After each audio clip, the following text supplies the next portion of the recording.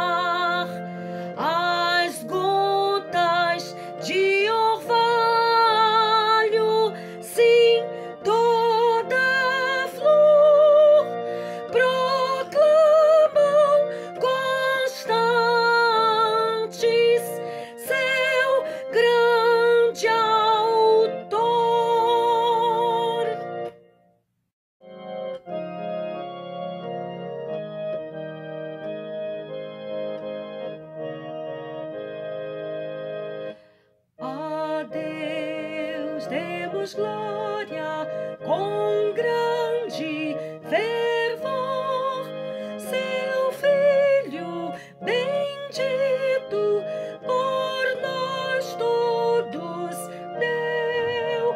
A graça concede ao mais vil pecador,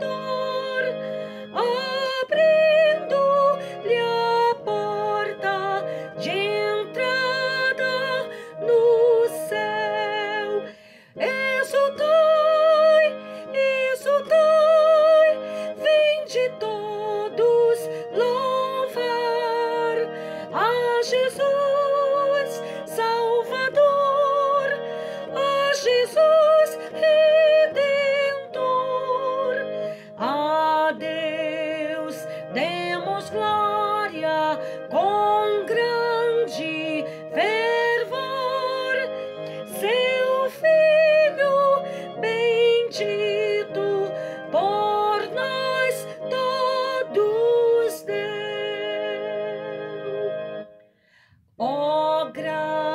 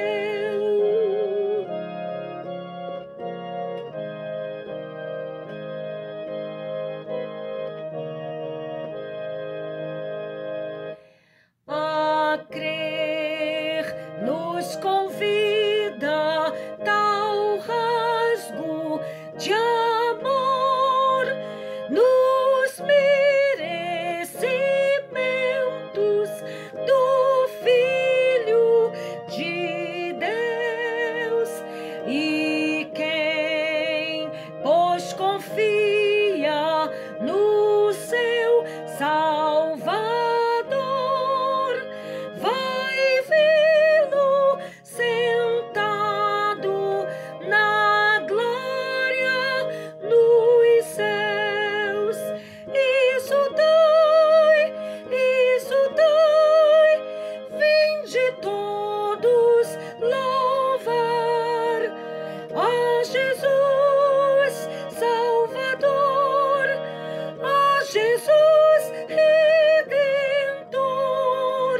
Ao Deus demos glória, porquanto do céu seu Filho bendito por nós todos deu.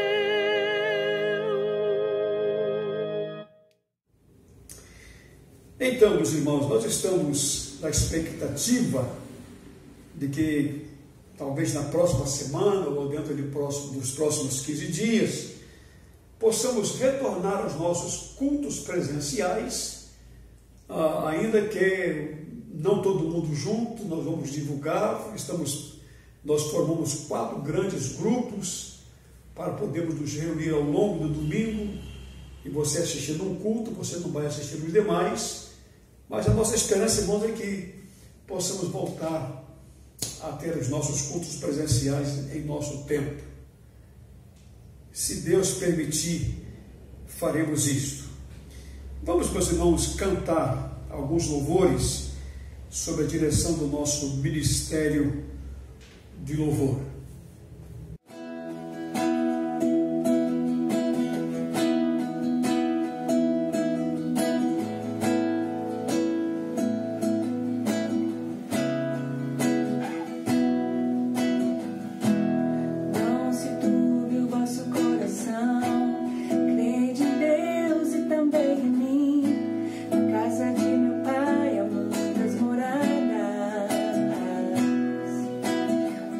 Se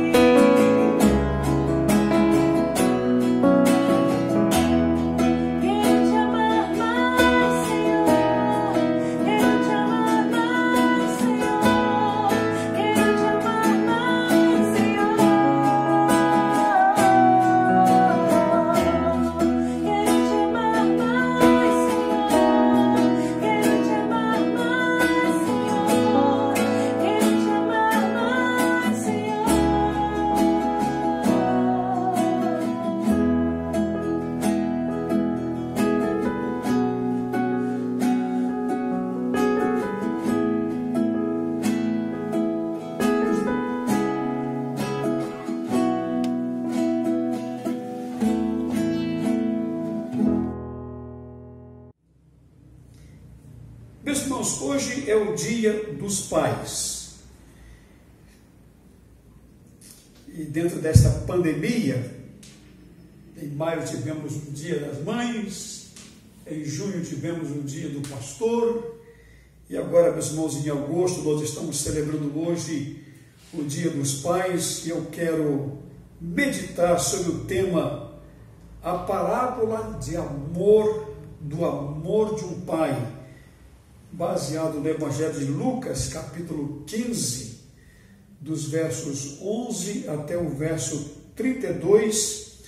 Eu peço que você pegue a sua Bíblia e você acompanhe com a sua Bíblia. Nós não vamos ler o texto, é um texto longo, é o texto que descreve a parábola do filho pródigo, não é? E nós vamos expor essa palavra, e eu quero que você esteja com a sua Bíblia aberta, conferindo o que vamos dizer com aquilo que Deus mandou que fosse escrito na sua palavra. Amém, irmãos? Esse texto descreve uma parábola.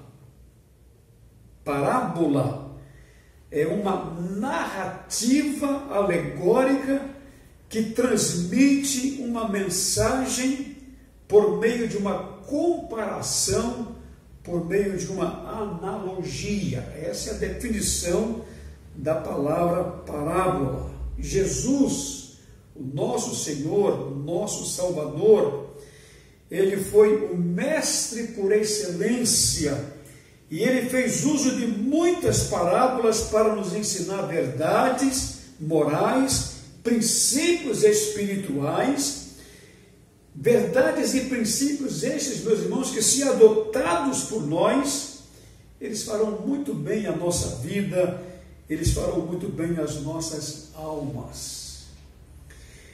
A parábola do filho pródigo é assim que está na minha Bíblia, certamente é assim que está também na sua Bíblia.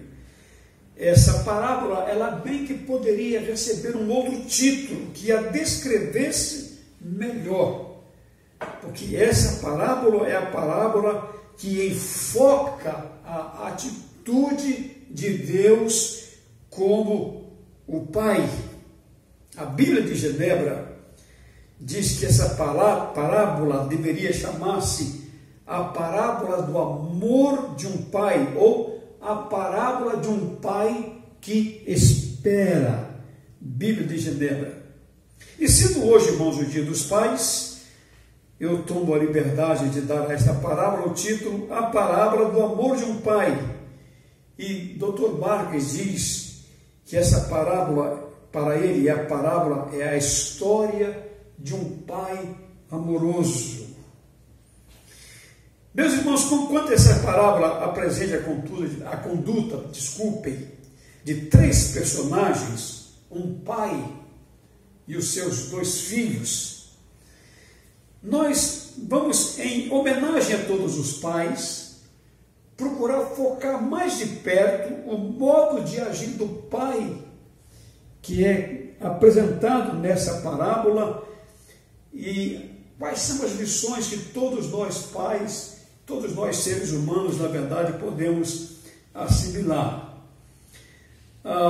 Essa parábola, um pouco diferente das muitas outras que são encontradas na palavra de Deus, na Bíblia, especialmente nos ensinos de Jesus, essa parábola, ela é diferente porque ela não nos transmite apenas uma lição, mas são várias lições, e todas elas lições extremamente ricas e preciosas para a nossa vida diária.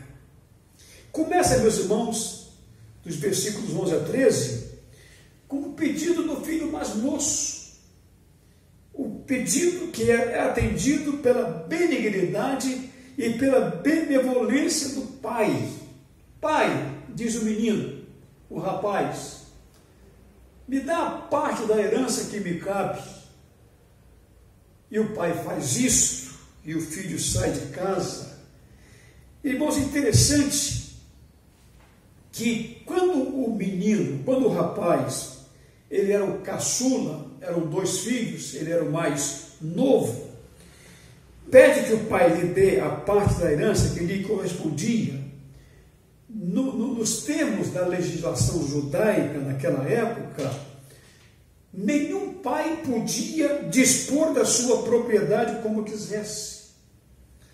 De acordo com a informação de Deuteronômio 2,17, o filho mais velho tinha direito a 2/3 e o mais novo 1/3. Mas conquanto não fosse raro um pai distribuir seus bens ainda em vida, ou então o pai se retirava da administração dos negócios, da casa ou da fazenda, se percebe no pedido desse rapaz, meus irmãos, uma certa insensibilidade cruel. Quase que soa o pedido dele como que se dissesse: pai, me dá agora a parte que de qualquer modo vai ser minha quando o senhor morrer, e deixa eu cair fora daqui. Porque foi isso que ele acaba fazendo.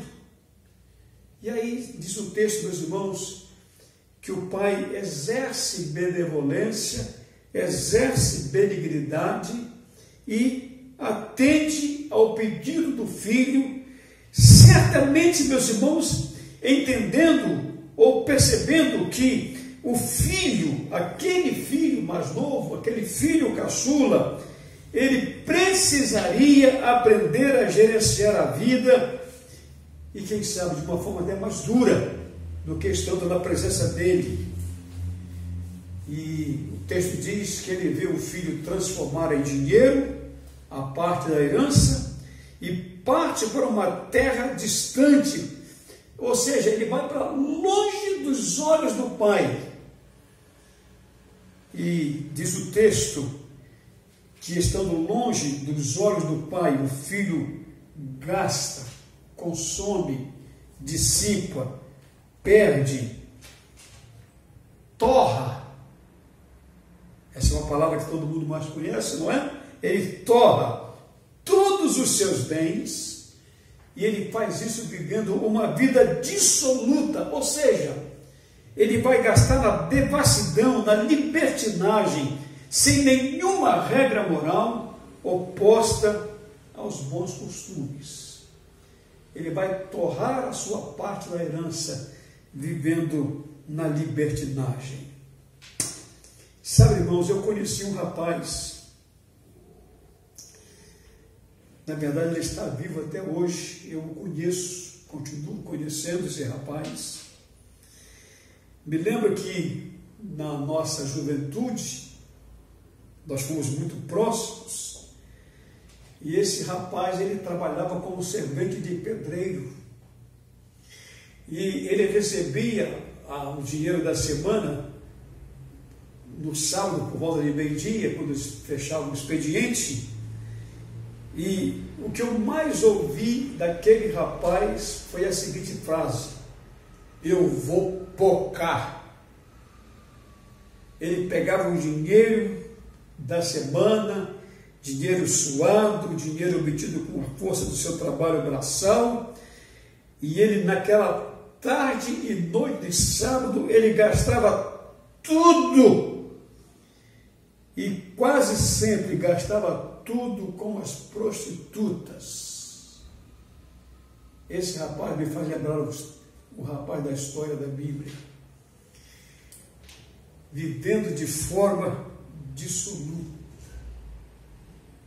Mas, meus irmãos, dos versículos 14 até o verso 19, nada como um dia depois do outro, nada. Porque depois de ter dilapidado, dissipado toda a herança recebida do pai, ele começa a passar necessidades, e a situação dele foi agravada por conta de um período de escassez de comida, e aquele jovem, filho de um pai, e que tinha um irmão, e que moravam numa fazenda, e que tinham tudo, ele teve que se sujeitar a trabalhar cuidando de porcos, e que era uma ocupação proibida pelos judeus, porque os judeus consideravam o cuidar de porcos uma coisa imunda, de acordo com Levítico 11, versículo 7.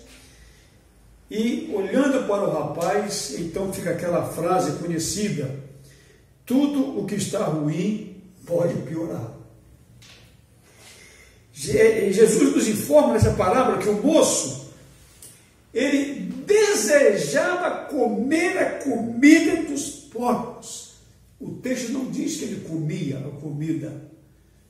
O texto diz que ele desejava comer, o que nos sugere a hipótese de que talvez ele tentasse pegar alguma coisa que os porcos estivessem comendo e os porcos não deixavam. E para terminar, irmãos, a frase que aparece, que diz: ninguém lhe dava nada.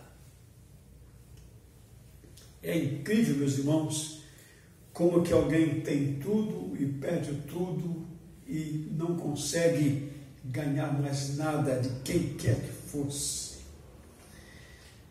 Meus irmãos, certamente que ao lado da doença que muitas vezes debilita o nosso corpo, que muitas vezes nos joga numa cama, ou se nós passamos por uma crise financeira, tudo isso abate o nosso espírito, isso abate o nosso ânimo. Contudo, tanto uma quanto outra situação, qualquer que seja a situação pela qual nós vivemos, a situação, ela sempre representa uma oportunidade. Ou como diria nosso irmão lá, distância em Sergipe, uma oportunidade. É assim que os sergipanos falam esta palavra. A crise, meus irmãos, a crise, ela é sinônimo de oportunidade. É quando Deus então nos oferece aquele tempo para que a nossa vida seja repensada, para que o nosso comportamento seja reajustado e para que mudemos a direção de nossos propósitos. E é isso que acontece com aquele rapaz. O versículo 17 diz que ele cai em si. Ele cai em si. Dr. Barclay interpreta essa frase de uma forma muito interessante.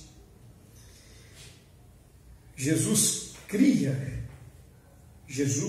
Cristo, nosso Senhor, ele cria que enquanto uma pessoa estiver longe de Deus, nunca estará de fato consciente daquilo que está fazendo. E só se torna realmente a pessoa quando começa o caminho de volta. O moço de nossa história, ele cai em si, ele acorda para a realidade, ele para pensar, ele reflete na sua situação, ele faz conjecturas a respeito de como é que ele foi parar naquele estado. E então ele toma a decisão de voltar para casa, de voltar para o seu pai. E agora, meus irmãos, ele já não volta com o seu coração arrogante, com o qual ele saiu de casa, mas ele volta com a intenção de suplicar que o pai o aceite não mais como filho, nem como empregado, nem como escravo, mas como um jornaleiro. Interessante, irmãos. Filho que agora está disposto a voltar para casa e disposto não mais a aceitar a condição de filho, nem ser um empregado, nem ser um escravo e nem ser um jornaleiro. Sabe por que isso? Porque filho é filho. Empregado é empregado, tem direitos trabalhistas. Escravo era escravo. Só que no contexto judaico, meus irmãos, o escravo, em certo sentido, era considerado como alguém da casa, alguém da família, porque fazia parte da propriedade. Mas o jornaleiro não. O jornaleiro era alguém que podia ser mandado embora no mesmo dia, sem direito a nada. É isso que o rapaz está disposto a passar a ser se o pai o receber de volta. E aí, meus irmãos, dos versos 20 até o verso 24, nós temos o retorno daquele rapaz e a recepção honrosa que ele recebe sem merecer, nós diríamos assim. Esse momento do reencontro, em que ele volta para casa e é recebido efusivamente pelo seu pai, é nesse momento, irmãos, que se justifica a razão porque esta parábola não deva chamar-se a parábola do filho pródigo, mas a parábola do amor de um pai que esperava. De longe o pai havia visto o filho voltando, e se o pai viu isso, meus irmãos, isso significa que o pai estava esperando ansiosamente o retorno do seu filho. Compadecido, esse pai corre ao encontro do filho, e no contexto judaico, irmãos, isso me chama a atenção, é que era considerado indigno um homem velho correr, mas o velho corre ao encontro do filho.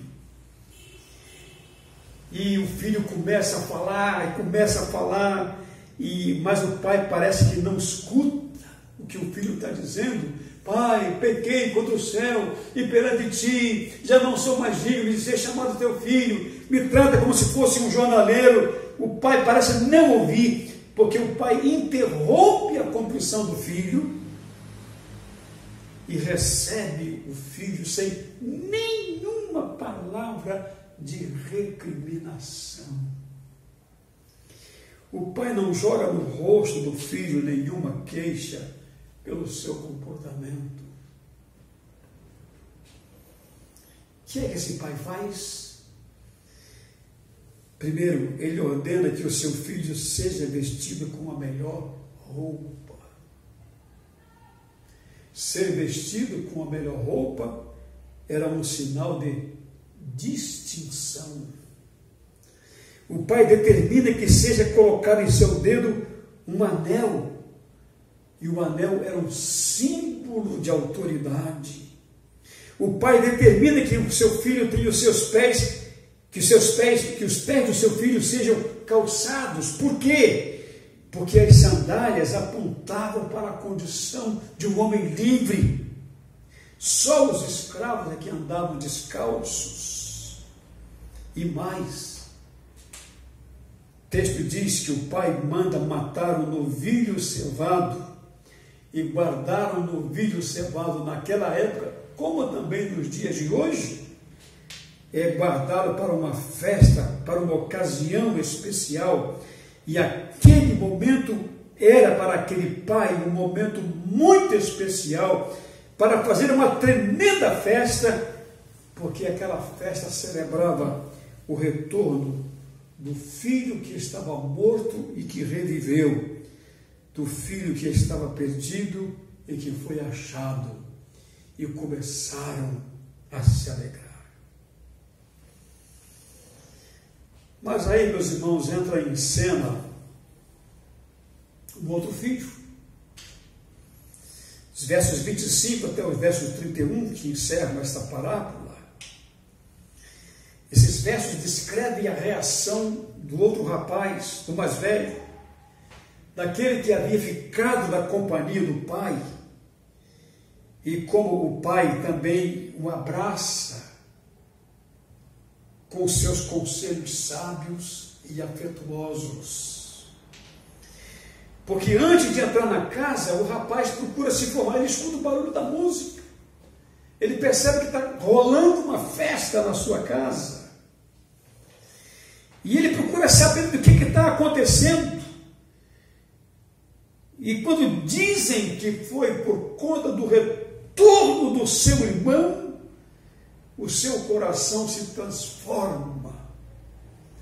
Ele agora é um homem carrancudo, ele agora é um homem que está com o seu coração repleto de ódio. Irmãos, Dr. Barclay diz que esse filho, ele representa os fariseus de todas as épocas, de todos os tempos. Pessoas que se julgam perfeitas e que preferem ver o outro ser destruído do que salvo. A sua atitude demonstra, queixando-se de seu irmão, perante seu pai. Pai, ele gastou tudo, ele pegou o dinheiro dele, ele gastou tudo. Olha só, meus irmãos, essa atitude, essa queixa perante o pai, é uma demonstração prática de que todos os anos de obediência dele, como filho que tinha ficado dentro de casa, ficou por conta de uma obrigação dolorosa e não por causa de um serviço amoroso, porque agora ele está jogando na cara do pai.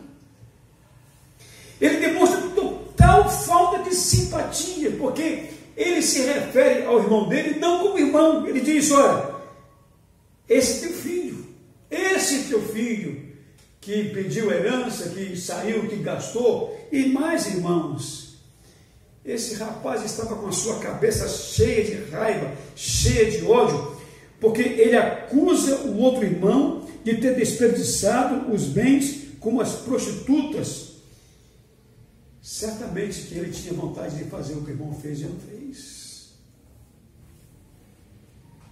Esse rapaz, esse segundo filho, irmãos, essa sua reação amarga, essa reação injuriosa, ela nos leva então a pensar na verdade de que é mais fácil e é menos doloroso para nós quando nós confessamos os nossos pecados a Deus, o nosso Pai, que é representado pelo Pai da história, do que confessar isso aos homens. Porque quando eu confesso às pessoas os meus erros, dificilmente eu posso esperar simpatia, consideração, compreensão, incentivo, estímulo para melhorar. Vou encontrar críticas. Poxa, mas você, ainda mais você, rapaz, você é um pastor, rapaz, mas que faz um negócio desse, rapaz? Meus irmãos, Deus, o nosso Deus, Ele é mais misericordioso que todas as pessoas, mesmo aquelas pessoas que se julgam religiosas e ortodoxas na religião que professam. O amor de Deus é o amor mais amplo do que o amor dos homens, porque só Deus pode nos perdoar, mesmo quando as pessoas se recusam a nos perdoar. Nós podemos sempre contar com o amor do nosso Pai. Quero terminar, queridos, essa nossa meditação dizendo o seguinte: essa parábola do amor de um pai, ela pode significar a expressão dos seguintes desejos. Em primeiro lugar, eu quero parabenizar de todo o meu coração todos os pais. Eu estou aqui diante de mim o irmão Edmar, que é pai de um menino. Todos os pais que me ouvem, e certamente todos os pais que me ouvirão ainda, porque esse vídeo vai ficar postado na mídia. Eu tenho a alegria de dizer, irmãos, que eu sou pai, eu tenho um filho, esse filho me deu um neto lindo, e cada vez que eu olho para o meu filho, eu olho para o meu neto, eu sinto uma alegria muito grande no meu coração, por eu ter sido um instrumento nas mãos de Deus para criar e educar um filho. Pais queridos, eu me dirijo a vocês todos nesta noite. Procure adequar, procure conciliar, procure ajustar o seu comportamento de pai ao comportamento desse pai, dessa história, dessa parábola, porque o pai desta parábola, ele retrata a Deus. Segundo, eu homenageio a todos vocês, principalmente a vocês que, como eu, talvez já não tenham um pai para abraçar. Eu tenho saudades do meu pai, Salvador Trindade, morreu em 1985. Tenho saudades dele, pude curti-lo pouco na sua velhice, porque eu estava morando fora da cidade. Carinhosamente nós o chamávamos de Gamela, velho Gamela. Não sei de onde esse apelido foi colocado pelo meu irmão caçula, e pegou, e a gente passou a tratá-lo dessa forma, e ele não se importava com aquilo. Eu dou graças a Deus pelo pai que Deus me permitiu ter nessa vida, e eu homenageio, eu abraço todos vocês, pais, porque vocês foram instrumentos da graça de Deus para trazerem filhos ao mundo e cuidarem desses filhos. E a minha oração é que vocês cuidem dos seus filhos como Deus cuida de cada um de nós, da maneira como está expresso nesta parábola. E finalmente eu espero que, pela graça de Deus, os ensinos desta parábola, que retratam, como eu disse, para nós o modo como Deus nos trata como filhos, e o propósito, meus irmãos, aqui não é outro propósito senão despertar os nossos corações para uma vida de fé e uma vida de obediência a Deus como nosso grande e poderoso Pai.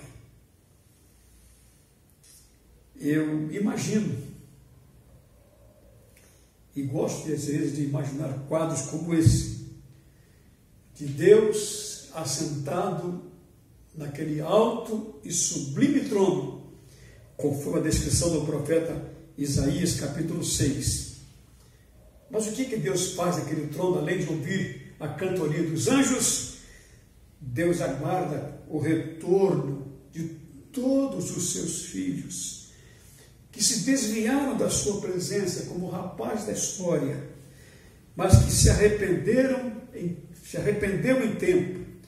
E Deus aguarda que todas as pessoas que se desviaram da sua presença voltem à presença dele por intermédio de Jesus Cristo, o seu Filho amado, o nosso Senhor e Salvador, em nome de quem nós agradecemos todas as coisas. Que Deus nos abençoe, que possamos todos nós voltarmos para o nosso lar. Amém? Que Deus possa abençoar.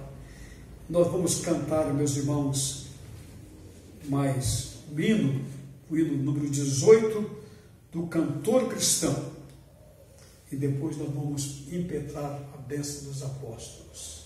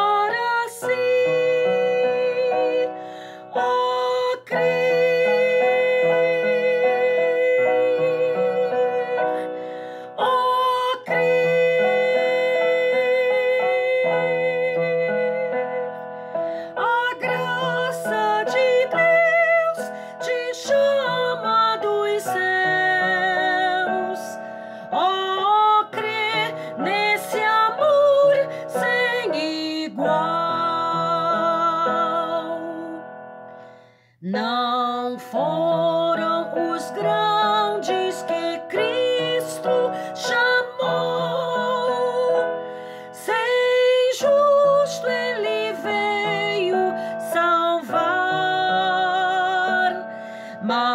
os pobres e fracos, culpados e maus, mandou pelos servos chamar.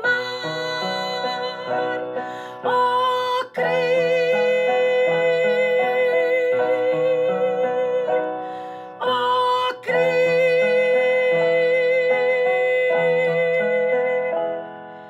a graça de Deus te chama dos céus.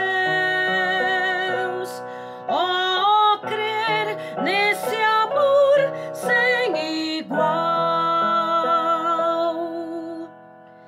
Mas pelo seu sangue Jesus expiou a culpa dos crentes na cruz, tirando o pecado, caminho mostrou, o qual para o céu nos conduz. Ó, crer,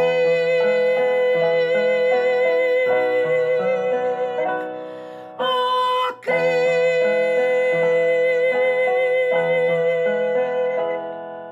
a graça de Deus te chama dos céus. Ó, crer nesse amor sem igual.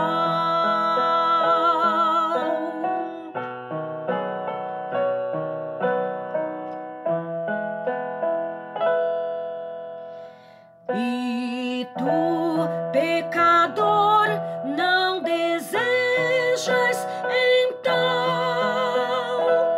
o amor do teu Deus conhecer, por ter no Senhor como teu Salvador, irás alcançar tal prazer. Ó, crer,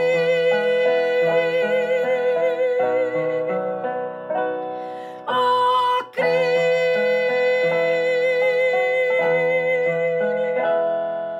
a graça de Deus te chama dos céus. Ó, crer nesse amor sem igual.